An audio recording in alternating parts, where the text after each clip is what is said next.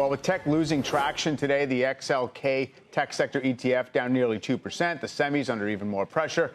With tech leadership starting to show signs of cracking, is this just a routine reset in the market's biggest winners or the start of a bigger pullback? With me now to share his thesis on all of this is Kevin Smith, founder, CEO, and CIO of Crescat Capital. Good to see you, Kevin. Thank you, Michael. Let's get right down to it. You actually think there's more risk that this is a consequential peak in the markets potentially. Lay out your case. Well, potentially. I mean, we have a number of conditions that show record valuations, record fiscal imbalances, record tight credit spreads.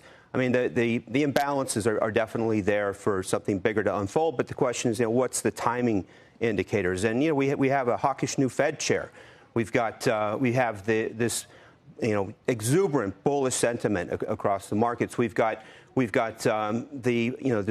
all these buybacks, turning to record new IPOs and share issuance of secondaries, and we also have the deteriorating market breadth, yep. and the capex the capex issues with the hyperscalers turning to negative free cash flow. So this is a setup potentially for something much bigger. Yes, we are concerned. I was going to say all of that, they're kind of atmospheric conditions. And I guess to what degree would you want to let that dictate your overall positioning as an investor? Or is it a matter of be mindful of the risks and then maybe hedge away some of it? Well, I think having some tail risk protection here is really critical. And in our global macro, in our long short hedge funds, we do have that tail risk protection. S&P 500 put options, volatility is still cheap, and I think that's a good place to look. As well with the record tight credit spreads, I think looking at some credit spread blowout type strategies or maybe put options in something like a high yield ETF also makes a lot of sense here. Yeah. It's interesting because you look at certain things like tight credit spreads, and people will derive from that a message that says, oh, well, the bond market thinks the economy is in really good shape, and you have really strong projected earnings growth. And you mentioned the weaker breadth, which had been an issue for a while, but almost seems as if it's getting sort of rectified a little bit with this broadening out of the market. Yeah. Well, we do see some rotation opportunities into small caps. There's two particular small cap value-oriented sectors of the market that we like, and that's the metals and mining industry, especially the exploration-focused mining segment, and then there's biotech.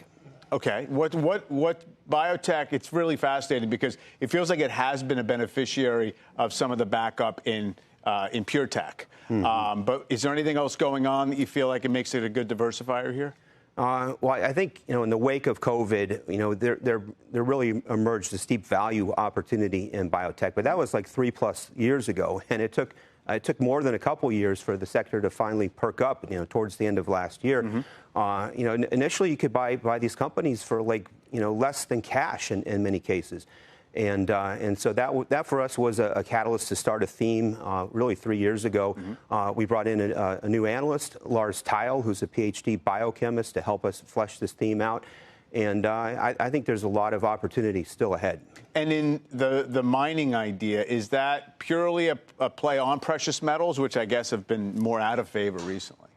Well, precious metals have had a big pullback here recently since that high in February, but they got ahead of themselves. Yeah. And I think in terms of this bigger great rotation idea that we have rotating out of the large cap and mega cap tech stocks into undervalued commodities, and in the one commodity sector in particular that we like the best is the precious and critical metals space.